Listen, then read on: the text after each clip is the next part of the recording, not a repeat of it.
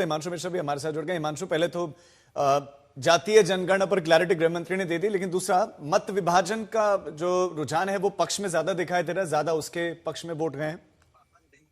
देखिए, जो डिजिटली जो अभी तक डिवीजन है, जो उसमें मत विभाजन में जो है वो इस इंट्रोडक्शन के फेवर में है, और जो इंट्रोडक्शन के खिलाफ है उसमें नंबर्स अभी तक नहीं है। लेकिन क्या है, कुछ सांसद जो है डिजिटली यानी इलेक्ट्रॉनिक वे में जो है वो वोट कास्ट नहीं कर पाए हैं, तो इसलिए स्लिप दी जाती है, और स्लिप के आधार पर जब नंबर्स आएंगे उस आधार पर ये तय किया जाएगा कि इंट्रोडक्शन को जो है वो मंजूरी मिलती है या नहीं।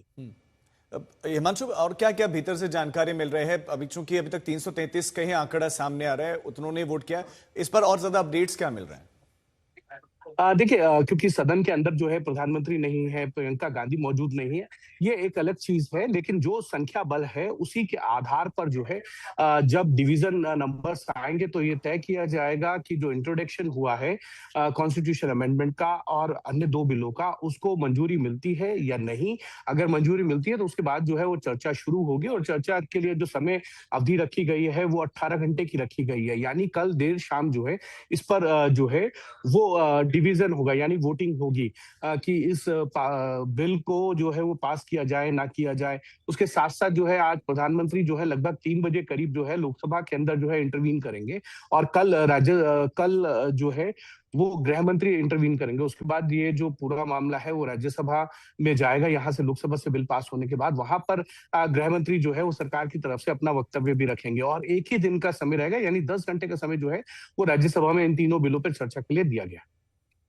अगर ये बिल पास हो जाते हैं कॉन्स्टिट्यूशन अमेंडमेंट के साथ, जो 131वां संविधान संशोधन है, तो महिला आरक्षण बिल के साथ साथ जो है वो लोकसभा सीटों की संख्या जो है वो 850 हो जाएगी, जिसमें 35 जो है यूनियन टेरिटरी के लिए और 815 जो है वो राज्यों के लिए। इसके अंदर बड़ी चीज ये भी होगी कि हम अभी तक जो 545 सीट मान के चलते थे, उनमें 2 एंग्लो इंडियन थे और 5 जो है पीओके की लोकसभा सीटों को जो है गणना करते थे। 550 संख्या थी, लेकिन वर्तमान में जो सांसद है वो 540 है। 3 सांसद जो है उनका निधन हुआ है। ऐसे के अंदर अगर संख्या बल देखा जाए तो कहीं ना कहीं अगर सभी सांसद मौजूद रहेंगे तो 360 के नंबर जो है वो सरकार को चाहिए होंगे, जो एक बड़ा नंबर है। लेकिन सरकार भी अपनी एक तरीके से स्ट्रेटेजी कर रही है, कुछ अपोजिशन पार्टीज को जो है वो टच करने की कोशिश कर रही है कि वो इस बिल पर जो है वो साथ आए। जैसे छोटे छोटे दल है, अकाली दल जो है वो कभी एनडीए का पार्ट रहा है लेकिन उसके बाद एनडीए में नहीं है, लेकिन अकाली दल ने पूरी तरीके से समर्थन देने की बात की। 2/3 का बहुमत चाहिए, नंबर बहुत बड़ा है और उसके लिए काफी मशक्कत करनी पड़ेगी। मौसमी भी हमारे साथ, हमारे संवाददाता इस खबर पर जुड़ गए। मौसमी, अभी तक जो मत विभाजन का नंबर है वो पक्ष में ज्यादा दिखाई दे रहा है। बहरहाल इस पर भी अगर आपके पास कोई अपडेट है वो तो दें, लेकिन अब ऑपोजिशन की प्लानिंग क्या होगी, क्योंकि ऑपोजिशन की पार्टी से भी सपोर्ट की आवश्यकता होगी सरकार को, ये बीजेपी को।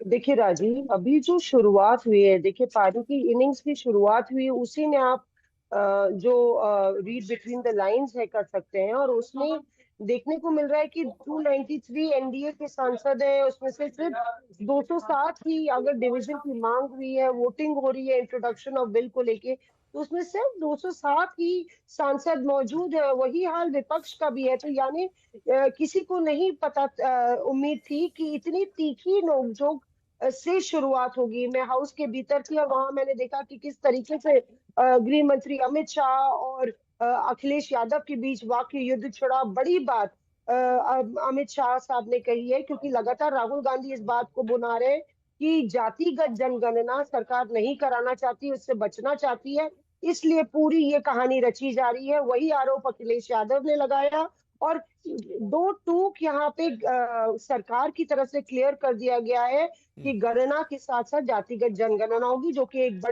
बड़ा संदेश सरकार की तरफ से देने की कोशिश है। और दूसरी तरफ डिवीजन अभी इंट्रोडक्शन पे मांगा गया है। जब ये डिवीजन गिर जाएगा जो मांग की है, और उसके बाद इस पर चर्चा शुरू होगी। लेकिन मौसमी, क्या ऑपोजिशन की पार्टीज ने आपस में रणनीति बनाए हैं? क्या उन्होंने बैठकर इस पर चिंतन मंथन किया है कि क्या एक ही स्टैंड होगा सबका, बिखरेंगे नहीं इस मामले में? देखिए, इसमें दरअसल मैं पहले भी कह चुकी हूँ कि ये अप्रत्याशित है कि विपक्ष इतना लामबंद है। तृणमूल कांग्रेस से लेके आम आदमी पार्टी से लेके जिस विपक्षी दल को आप गिनना चाहे गिन लीजिए, सिर्फ बीआरएस है या वाईएसआरसीपी है या ये दल है जिनको छोड़ दीजिए, लेकिन सब विपक्ष इस पे लामबंद एक साथ इसलिए है क्योंकि ये असेंबली के चुनाव से जुड़ता है।